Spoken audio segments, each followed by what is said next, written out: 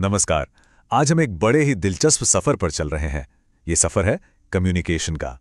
कभी सोचा है कि जिस दुनिया में आज हम बस एक क्लिक पर वीडियो कॉल कर लेते हैं, वहां एक जमाना था जब संदेश कबूतरों से भेजे जाते थे। तो चलिए आज इसी सफर पर चलते हैं और देखते हैं कि इंसानों के आपस में जुड़ने का तरीका कैसे बदला है, मतलब पूरी तरह से बदल गया है। शुरू करने के लिए बस इस बदलाव के स्केल को देखिए। एक तरफ कबूतर, मैसेज पहुंचाने में दिन लग जाते थे और कोई गारंटी भी नहीं कि पहुंचेगा या नहीं। और दूसरी तरफ आज की वीडियो कॉल, इंस्टेंट, दुनिया के किसी भी कोने में बैठे इंसान से बिल्कुल आमने सामने। ये जो फर्क है ना, सच में कमाल का है। तो ठीक है, चलिए अब सीधे गोता लगाते हैं उस दौर में, सबसे पुराने दौर में। ये वो जमाना था जब बिजली का तो कोई नामो निशान तक नहीं था। और सोचिए, लंबी दूरी तक कोई मैसेज पहुंचाना कितना बड़ा, कितना मुश्किल काम रहा होगा। तो उस जमाने में मैसेज पहुंचाने का पूरा दारोमदार या तो इंसानी हिम्मत पर था या फिर बड़े सिंपल से सिग्नल्स पर। जैसे राजा महाराजाओं के टाइम में दूत होते थे जो घोड़ों पर बैठकर कई कई किलोमीटर का सफर तय करते थे, सिर्फ एक संदेश पहुंचाने के लिए। और मान लीजिए जहां ये दूत नहीं जा सकते, वहां ढोल, नगाड़े या फिर धुएं के सिग्नल से काम चलाया जाता था। और हाँ, मैसेंजर पिजन्स यानी हमारे संदेशवाहक कबूतरों को कैसे भूल सकते हैं भला।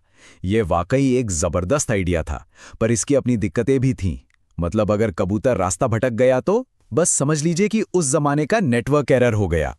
चलिए अब थोड़ा आगे बढ़ते हैं 19वीं सदी की तरफ। ये वो दौर था जब दो ऐसी क्रांतिकारी चीजें आईं जिन्होंने दुनिया को जोड़ने का तरीका ही बदल दिया।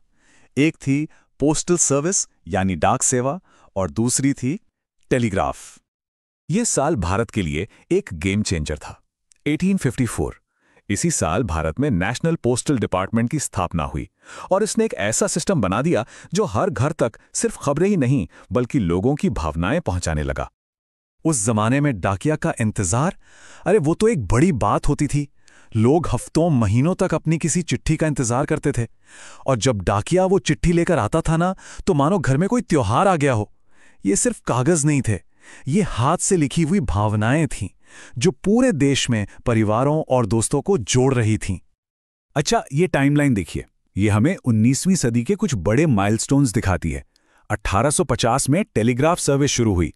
ये पहली टेक्नोलॉजी थी जिससे बिजली के जरिए मैसेज भेजा जा सकता था। और सबसे दिलचस्प बात क्या है पता है? ये सर्विस लगभग 150 साल चली और आखिरकार 2013 में जाकर बंद हुई। क्यों? क्योंकि तब तक मोबाइल और इंटरनेट का जमाना आ चुका था। तो सवाल ये है कि ये टेलीग्राफ काम कैसे करता था? जवाब है मॉर्स कोड। आप कह सकते हैं कि ये इस नए इलेक्ट्रिक कम्युनिकेशन की अपनी एक भाषा थी। इसमें हर अक्षर को डॉट्स और डैशेस के एक खास कॉम्बिनेशन में बदला जाता, जिसे दूसरी तरफ बैठा ऑपरेटर डिकोड करके वापस शब्दों में बदल देता था। एक तरह से समझिए, ये उस जमाने का इंस्टेंट मैसेज था, ब्लू टेक्स्ट के आने से बहुत पहले।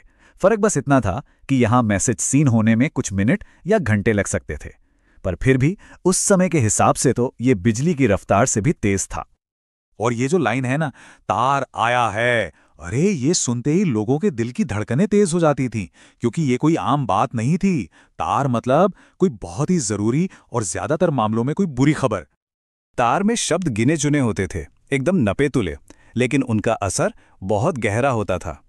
बस कुछ शब्द जैसे फादर सीरियस, कम होम, बस इतना ही। यही छोटे छोटे सीधे वाक्य बड़ी बड़ी और गंभीर खबरें लाते थे, और इसीलिए तार का आना हमेशा एक चिंता की बात होती थी। चलिए अब कहानी में अगले बड़े मोड़ पे चलते हैं। वो मोड़ जब पहली बार इंसानी आवाज और फिर चलती फिरती तस्वीरें हजारों किलोमीटर दूर तक पहुंचना मुमकिन हो गया। 1876 में अलेक्जेंडर ग्राहम बेल ने टेलीफोन का आविष्कार किया और बस सब कुछ बदल गया। ये एक क्रांति थी। पहली बार ऐसा हुआ था कि किसी कोड या ऑपरेटर की जरूरत नहीं थी। लोग सीधे अपनी आवाज में लाइव एक दूसरे से बात कर सकते थे। और इसके ठीक बाद आए रेडियो और टेलीविजन। इन्होंने एक बिल्कुल नए तरह का कम्युनिकेशन शुरू किया, एक से अनेक लोगों तक।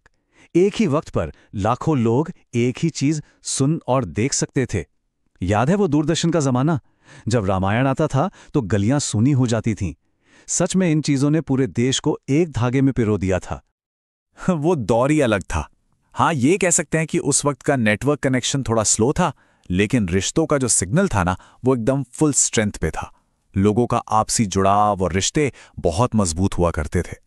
तो चलिए अब उस दौर में आते हैं जब कम्युनिकेशन टेक्नोलॉजी पर्सनल हो गई, पोर्टेबल हो गई और हम जैसे आम लोगों की पहुंच में आ गई, यानी हमारी जेब में दुनिया समाने लगी। 1995 ये वो साल है जब भारत में पहली बार मोबाइल फोन से कॉल की गई। ये एक वायरलेस क्रांति की शुरुआत थी, जिसने हमारे बात करने का तरीका हमेशा हमेशा के लिए बदल कर रख दिया। और इसके बाद मोबाइल फोन का जो सफर रहा वो तो बहुत ही तेज था। पहले आए वो ईंट जैसे भारी भरकम फोन जिनसे बस कॉल हो सकती थी।